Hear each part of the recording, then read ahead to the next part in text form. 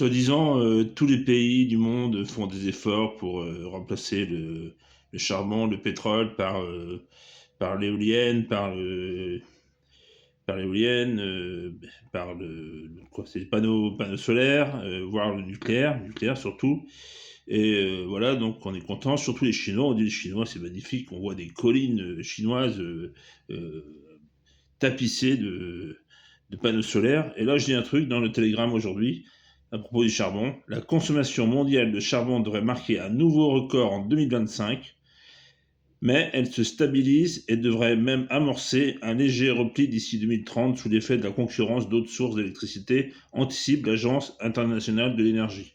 Bon, déjà, ça met les choses au clair. Jancovici qui disait qu'on avait atteint notre maximum de consommation de pétrole et de charbon en en 2008, je crois qu'il disait, là, c'est pour le contraire, on bat un record. Maintenant que l'AIE disent que ça va commencer à diminuer à partir de 2030, déjà c'est loin, 2030, hein, on va encore envoyer pas mal de CO2 dans l'atmosphère d'ici là. Et puis, par contre, ça dépend d'une chose surtout, c'est de la croissance économique. Plus il y a de croissance et plus il y a de pollution. Qui on ait des éoliennes, des panneaux solaires ou pas. Puis la population va augmenter. Donc moi, je n'y crois pas un instant, le pétrole non plus. Hélas, je dis hélas, c'est la.